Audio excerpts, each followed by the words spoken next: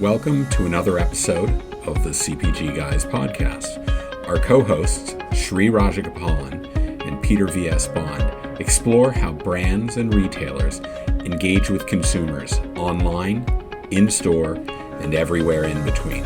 And now, here are Sri and Peter. Folks, and welcome to this episode of the CPG Guys podcast. And you all know now that I'm one of the aforementioned CPG guys. You're forever a Yankee Land fan, but now a member of the SoCal family in Los Angeles. My co-host is Mr. PVSB, the man with the golden voice, the VP of Partner Strategy and Dev at Fetch Rewards, a mobile loyalty platform. Welcome, the other guy in the CPG Guys. Hello, Mr. Bond. How are you today?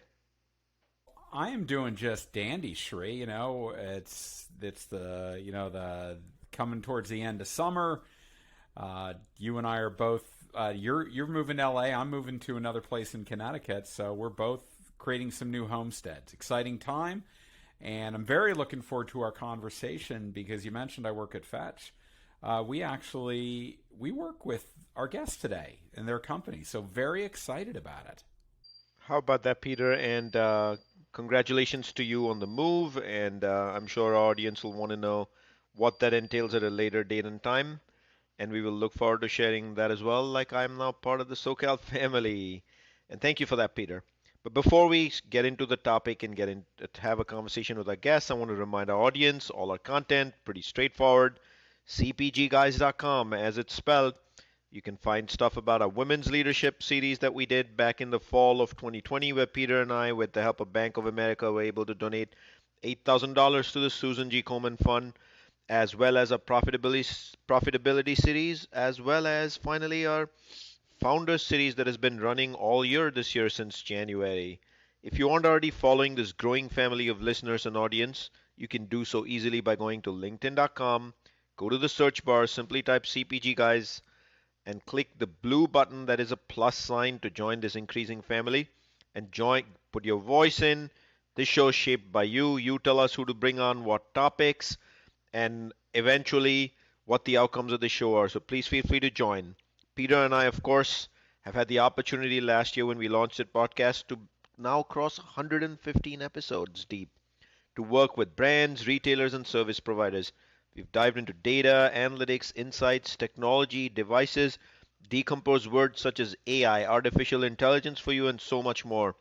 We're honored that our podcast attracts so many industry luminaries from notable companies, and today, one such company we are partnering with in a two-part series is WNS, a leading service provider of wide-ranging marketing enablement solutions such as end-to-end campaign management, CRM analytics, marketing effectiveness analytics, and brand analytics. Their analytics services enables clients and professional services companies to develop a better understanding of their consumers and customers and provide insight-based decision support. Please join Peter and me in welcoming to the podcast Sinan Gurman, SVP of Data and Analytics based in Dallas, Texas, and a former home of mine. Hey, Shri. Hello, Sinan. And Seema Kashyap, Director and Practice Leader of Marketing Analytics, all the way from India, I believe. Sinan and Seema, how are both of you today? Excellent. Thank you for having us, Shri and Peter. Great to be here. Yep, doing great, Shri, and excited to be with you guys today. Awesome. Now, before we start the questions and we take a deeper dive for the benefit of our audience who multitasks and loves to see which companies and services you all represent, tell us more about WNS's marketing and advertising solutions and a brief overview of what each of you do for the company and your teams. Sure. Thanks, Shri. I can do that. Of course, you can find more about our data and analytics services at www.wns.com/winning-with-insights. Again, that's wns.com/winning-with-insights. You can also connect with me on LinkedIn and mention CPG Guys in your note, and I'll be more than happy to provide a personalized briefing based on your role and your category responsibility, of course, and brainstorm on how we can drive tangible value together. WNS in general, Shri, is a global business process management company. We're listed in New York Stock Exchange, pushing to $1 billion in sales this year, operating across 60 or so delivery centers around the world. We are a very solid, stable, and reputable global company working with some of the largest brands in the world. We were originally the captive back office of British Airlines, and I mention that because we are true operators by our DNA. In 1996, private equity steps in and turns us into a business process management company. Fast forward 25 years to today, the industry and service lines have grown significantly, both organically and also through acquisitions. And as I mentioned, Seema and I are part of the data and analytics services, which is a significant portion of WNS's business. What we do under data and analytics, net is we provide maximum ROI to our customers, and everybody says that, but we don't only say it. We actually put our money where our mouth is, and we do not shy away from performance-based engagements, Shri. In fact, the percentage of our engagements that our fees are tied to certain performance-based outcomes are one of the highest for WNS amongst our competition, if not the highest. So in summary, we provide consulting, data management, engineering, business intelligence, visualization, and advanced analytics services. And we do this across many functionally specialized areas across CPG and retail value chain. So you can consider us as a full service analytics agency across all major sales, marketing, and supply chain related functions. Got it. And Seema, give us the 30-second version of what your role is in that world. Yeah, so I am responsible for everything to do with marketing analytics for retail CPG manufacturing.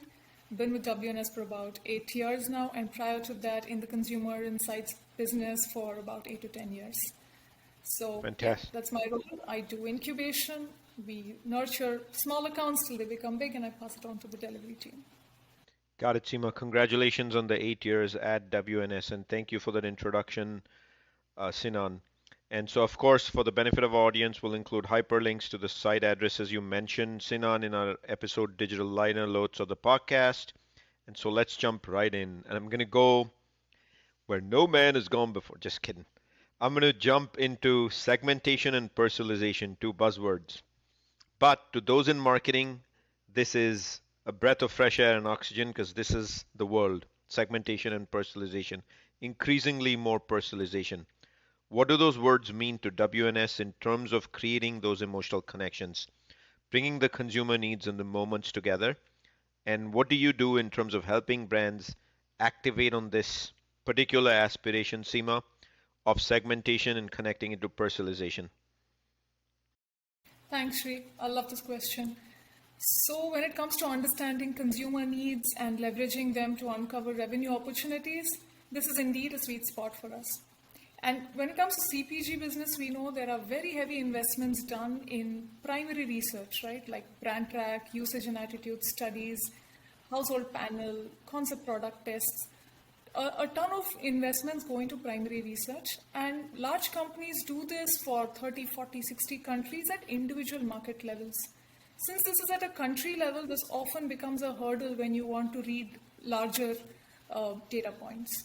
At WNS, we leverage such disparate data sets. We bring them to comparable scale so that you can add, you can read them together and do some meta-analysis. We harmonize to answer, questions at regional and at a level that is a cluster of markets. One such study we had done for one of the largest beverage manufacturers in the world, we had to understand what are the drivers for the classic CPG problem, right? Recruitment versus frequency. So here we first zoomed out to contrast the needs that drive recruitment versus the needs that drive frequency between two large clusters, let's say the America and the EU cluster. Now, through statistical techniques, we were able to understand the drivers in terms of product attributes, consumption moments, day part, accompaniments, location, functional payoffs, and all the vitals that help creating that brand message and promise. Once this is done at a high level for that cluster to maintain consistency, that is what you choose. And then we zoom into each market within that cluster and map the consumer cohorts and what that local feel would be like. What are the dimensions within each of these attributes? Provide sensorial map, like a day in the life of the consumer. And this becomes an input to a creative brief, which then enables the last mile activation. So let's say if screen time is a consumption moment you want to tap into, understanding if that is a focused study time needing concentration or a recreation moment that needs a mood upliftment, we look to match those emotional connectors and payoffs where the brand message should land. Such meta-analysis require extensive understanding of primary research protocols and statistics. But when you manage to standardize this approach and create a replicable process at scale, then markets can truly benefit in terms of the efficiency and shorter time to activation. Sinan, put your money where your mouth is, as you said. What do you want to add to that?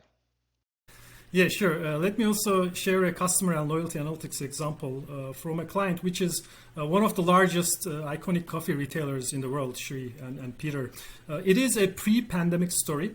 So originally, the loyalty program was designed to drive transaction frequency in priority. We're selling coffee, right?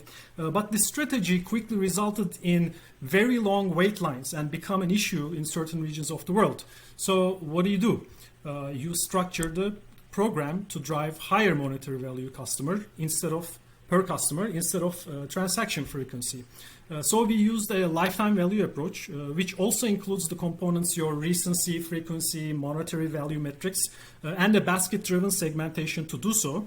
And we've been providing campaign management operations building on that segmentation and driving millions of net incremental revenues for almost 10 years now with this client. And Shri, talking about the emotions and relationships, did you know that Valentine's Day is one of the top days in terms of people purchasing coffee gift cards? Coffee gift cards. I had no idea. I thought it was candy and flowers, Peter. Well, for the coffee gift cards, Valentine's Day is one of the top days. I had of no course, idea. people purchase a lot of other things, but I know because we also helped this client with store level demand forecasting and inventory planning for the gift card program in the US. That's why we do this podcast, Peter. We learn something every time we talk to people here. Shri, if you're going to get me a Valentine's gift next year, choose something else. I'm not a coffee drinker, just so you know. Let me know how, when you try it with your spouse, Peter, how that went. That will work with Zara. There's no question. All right. The next topic goes by many names: marketing, media, trade, eCom mix, spending allocation, budget optimization. Call it what you want. Want to know what, Seema, what is your take on this topic? How have things changed, particularly with the pandemic and the emergence of eCom, the contribution it makes to the overall sales of a company being rapidly expanded in the wake of the pandemic? Thanks, Peter. So typically when we focus on deciphering ROI on marketing spends and understanding incremental revenue, the classic modeling techniques do not always incorporate what we call the principles of the path to purchase. So at the end of the day, you have the sales and the marketing congruence, which continues to be elusive. So what we do before getting into measurements is we take a step back and map out the path to purchase. We try to understand the intermediary drivers that lead to a sale. Now, when I say intermediary drivers, these could be consumer awareness, share of mind, distribution, right? Some companies call it the 3 A's: affinity, accessibility, affordability. It's important to understand how to influence each of these intermediate drivers independently. And of course, their interrelationship with sales. So if your short-term objective is to just drive awareness, you should know which tactic delivers the highest ROI. If your goal is to increase distribution, what should I do to maximize my ROI? So in one case for a tea manufacturer, global tea manufacturer, we were able to point out that driving distribution was a function of relative price difference between the client's own 2 brands. This allowed them to focus on their own pack size and price mix rather than pumping more into trade discounts. So we believe by keeping only sales in focus, we may end up thinking very linearly about the variables that influence sales. So, the path to purchase and the network helps us. Now, to answer your second part of the question in terms of the COVID impact In the recent past, the need to account for COVID-related variables, say using mobility data, accounting for some of the volatile macroeconomic indicators, which typically we used to take it for granted in terms of how much influence they would have, is becoming extremely important. We see a lot of categories surge on e-commerce, like you mentioned. These could be incremental revenue or a cannibalization from traditional channels. Nevertheless, it's important to dive into this given the huge implication it has on the cost to serve. The dynamics of media, promotion, and cross-channel impact for e-commerce sale is a problem that we are attempting to solve. The nature of measurements and data available is, in US, it's significantly better than in some of our other markets. Having said that, traditional channels still make the majority of the spend. For example, investments in TV and print are quite substantial. All right. I see Mr. Sinan laughing over here when you said TV and Sprint. So I'm going to put him on the hot seat to put his money where his mouth is yet again. And I'm going to jump right into that comment on print and TV. So given, Sinan, based on what Seema said, print media is still one of the largest spends. What would you say about the future of print media and what does it mean to optimize the spend? Yep. So, great question, Shri. Let's face it, right? We all know there is so much waste in print and mass media, and we also know that they're not going anywhere anytime soon. For example, those weekly circulars, right, that we receive from the retailers, they've been one of the largest marketing spend for one of our leading grocery retail clients in the United States, and we're talking about hundreds of millions of dollars here. Because there are a lot of people who actually use these weekly circulars while planning for or during their shopping trips. But on the other hand, we knew a significant portion of these circulars, maybe over 40%, went directly from the mailbox to the trash can. So the question was, which ones and how can we eliminate this waste without losing sales or profits? And by the way, I mean, for those who have experience working with United States Postal Service, know that it's very expensive to manage these circulars at the household level. So there are zip code level operational constraints that we also needed to work with. So by mapping and analyzing loyalty card sales data at zip code level and enriching with other geospatial data such as distance to a client store, competitive and demographic factors, a feasibility analysis was conducted and zip codes that do not generate enough incremental sales to offset the cost of printing and mailing these circulars have been identified and ranked order, right? So while, of course, there are quite a lot of exceptional zip codes in our country, you can probably guess that most of these zip codes were relatively higher income, less intense from a competitive retailer perspective, and also relatively far away from our client store locations.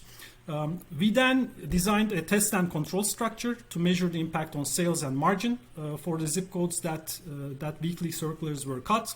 We update our measurements weekly and helped our clients recalibrate as we scaled across various banners and regions. So in about 3 months, Shri, we stabilized a very agile management process and delivered a $5 million annual EBITDA impact to the bottom line as a result. So I think yes, they're there to stay, but eventually, they will probably ease out over time. Shri, I heard the term geospatial. Oh, I'm getting excited. I love this. Okay. But Peter, you know the rule, Peter. You use the term, you got to decompose it first. Well, I think that should be up to our guests since they're the one who brought it up. You are correct, Peter. Yes, yeah. That's your very next Sinan, question, I guess. Why don't you give us the breakdown of geospatial? So basically, I was just referring to very local, zip code level data, right? That we can know. How many households are out there? What's the education level, the income levels, different stores, different types of businesses that exist in there so that we can do a lot of very local analyses and optimization. I love that. All right, Seema, I want to go back to the topic of media for just one more question. If you listen to this podcast, Shri and I are always talking about retail media, right? Always about retail media. So it's a big topic. And for retailers that haven't quite gotten into that yet, we know the big guys have, but a lot of the others haven't. What, from your perspective, are kind of the first step for those retailers to get on board what is increasingly a quite lucrative monetization mechanism and one that can help drive their sales? Yep, where people go, ads follow. And COVID has driven more people today to digital shelves than ever before. So monetizing media assets is here to stay. Now, the retailer's own website, of course, offers an audience with an intention to buy. They're already receptive to ads, and it's a brand-safe environment, right, to advertise. So it opens up for a level of personalization of ads that was never possible in store before. We should expect some shifts from spending from trade deals to programmatic, from in-store to online. But overall, for the retailers that are not on this bandwagon, there is a huge incremental revenue, both from endemic and non-endemic suppliers. Manufacturers have a lot to gain from this as well. With newer solutions around off-site marketing, as we approach to a cookieless world, manufacturers can extend their reach to customers when they are not shopping on your retailer's website as well by leveraging the retailer's first-party data. So today, a retailer can operate like a publisher, monetize media assets, and monetize their first-party data. On your second part, Peter, what does it mean in terms of paving the road for this? Well, first, there is navigating the extremely complex ad tech world and getting the right partner on board. So from ad tech to data, ad operations to ad sales, each service line needs to complement the other. And today, often, although very specialized, this business has a lot of fragmented players. This means more handoffs, more margin cuts, and at the end of the day, less net revenue and compromised efficiency for the retailer. So having a partner that can do this service end-to-end makes a lot of sense. Secondly, getting your consumer profiles and preferences all in one place. So we're talking of the classic customer 360. You can power through to create segments, create profiles all in one place. This allows you to do great targeting and most importantly allows for attribution. The third is your programmatic proposition. So, today if you're doing trade deals, if you are getting your advertisements in a more traditional format with flat rate cards, and if you want to move gradually to a more programmatic proposition where it's much more automated, it is important to understand, which part of your media assets are going to be reserved buys, which will be private or which would be open auctions. Of course, you're going to do this keeping your consumer experience at the heart of it. You don't want to be a billboard of all kinds. So you will see that the CPM, this is the cost per mile or what your yield in terms of how much you can monetize, is absolutely intricately tied to your data and targeting capabilities. So it becomes even more crucial to have a tech agnostic partner that can unlock the immense possibilities with your data, as well as they can network with agencies and exchanges out there. WNS happens to be one of them.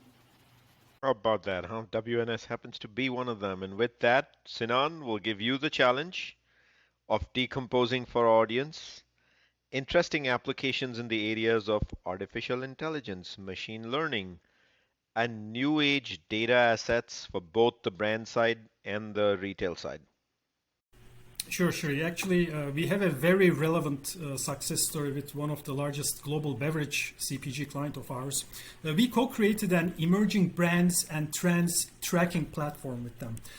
As Seema mentioned earlier, right? There's no shortage of data sources in the fingertips of large CPGs today. Point of sale, primary market research, product and ingredient databases are just to name a few.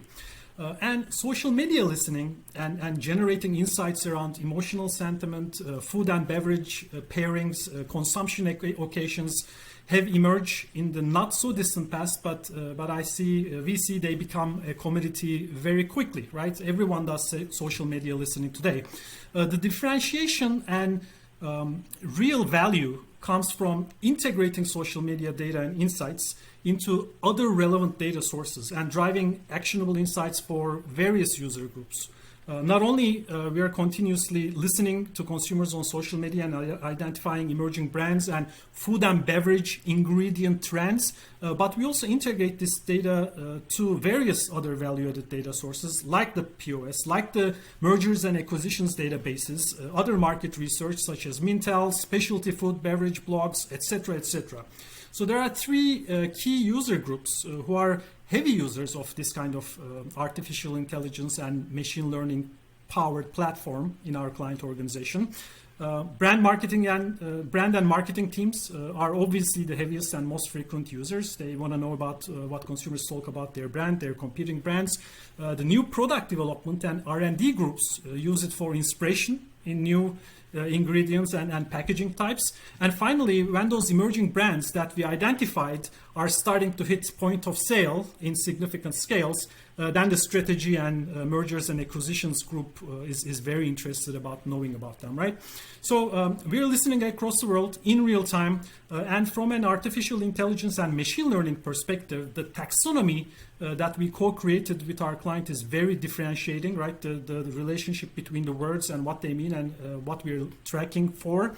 It's an ever evolving human in the loop artificial intelligence and machine learning process in which potential emerging brands or ingredients are identified by the algorithms and then they get finalized by a human expert in the loop before our tracking starts. Good one. Especially I love the part where it says finalized by a human expert in the loop before tracking starts. So Seema, it's my perception that the term customer 360 is used way too loosely and broadly in this industry. So I'd love to get a perspective from you on how WNS is committed to delivering customer 360 and what has been your learnings on this topic. I couldn't agree more. It's an extremely unequal world out there when it comes to consumer 360. Let me give you an example. We started out with a large grocery retailer on this journey. Their CRM program needed a massive cleanup. We are talking about tens of millions of customers who have loyalty card but don't use them, versus those that have too many cards but not linked to the same customer. We are aware of such problems. So our first step was consolidate the data, migrate it into a cloud infra, and create a unique customer ID based tagging. Once we hit this first success, and we had to do it as a pilot, we thereafter triangulated the different forms of tender that is being exchanged by consumers. We saw the loyalty base was inflated by over 20%, and almost 8 to 10% of consumers who were loyal were not tagged so. Now this meant leakages downstream on all your campaign activations. So consolidating this paved the road for personalization. We could then start doing some fantastic basket analysis and accurate measurement with the test and control for the campaign lift. Our earnings with partner and affiliate programs improved as well, which added to the bottom line.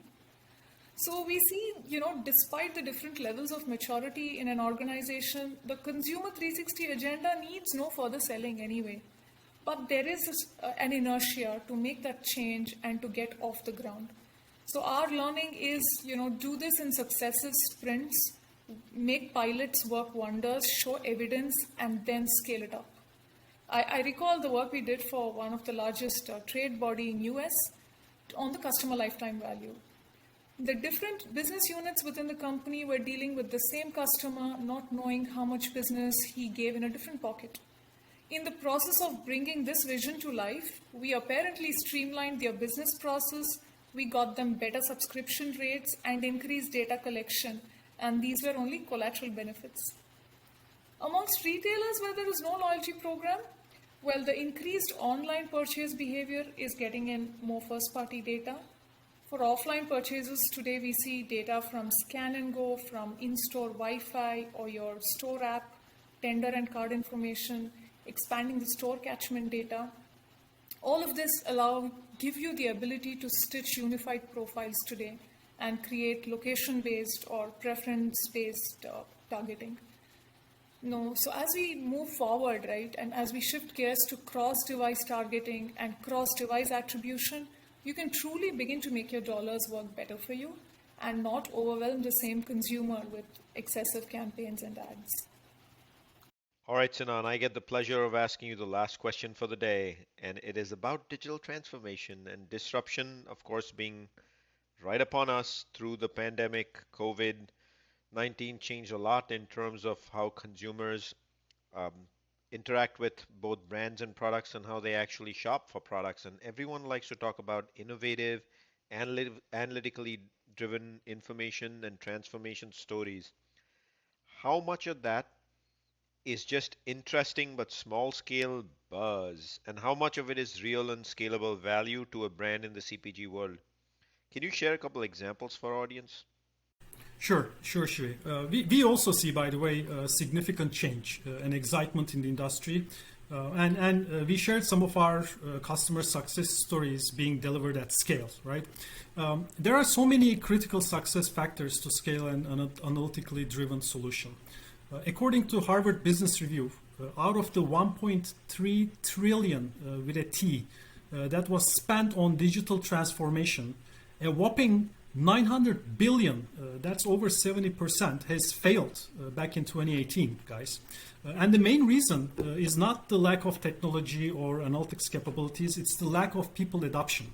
There are so many change management tactics and methods to drive end user adoption in analytics solutions, but having accurate and correct data, of course, is one of the foundational ones, right? Otherwise, it's garbage in, garbage out.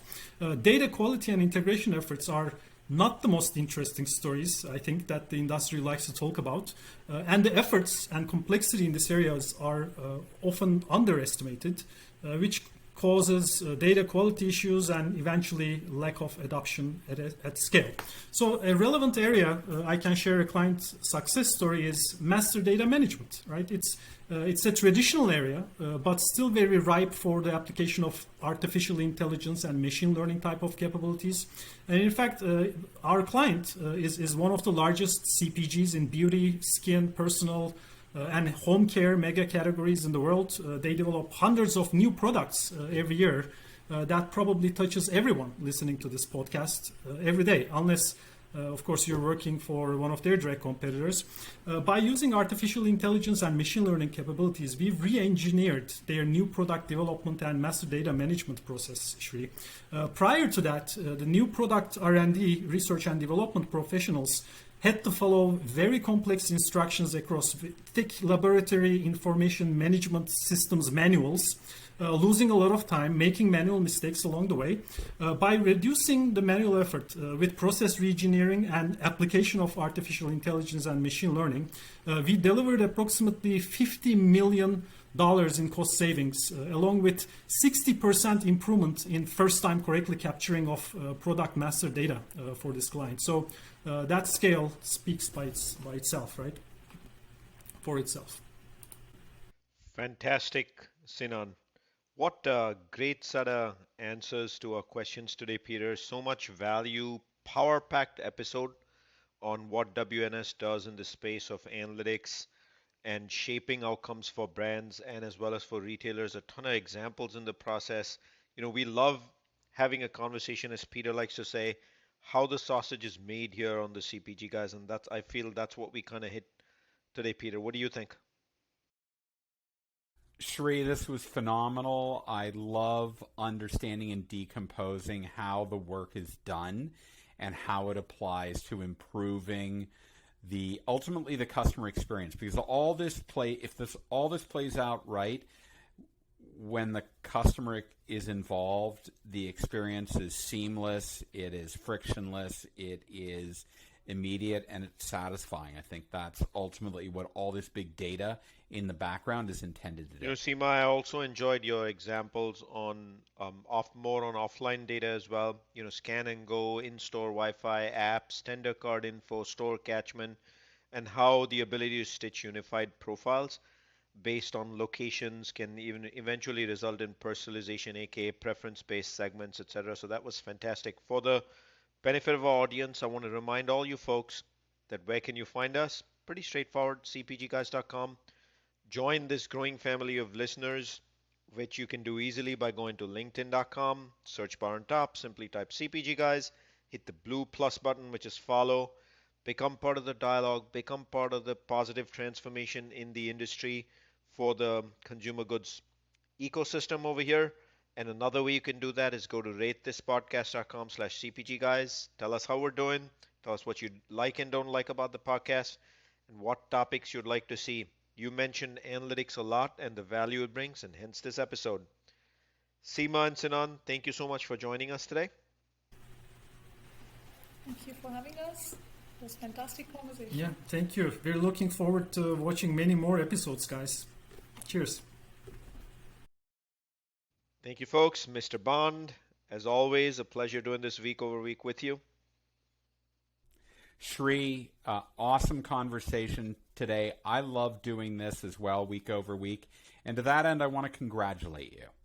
And I'm not congratulating you on moving to Los Angeles. I'm congratulating you, and frankly myself, because that's what I do, on the fact that, do you know that we were just named by Shopify Plus as one of the top 9 business podcasts to follow in our space? That is I was floored. I don't know about you, but I remember when I texted you, like, did you know this was coming? I didn't know it was coming.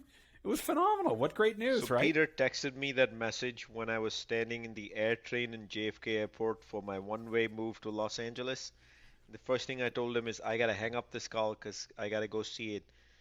I'm both honored, but I'm more humbled that 120 odd episodes in, we could make this list. More importantly, we're only a year old, a year and change old, and we want to thank our entire audience base, retailers, brands, service providers. You've graciously come on the show.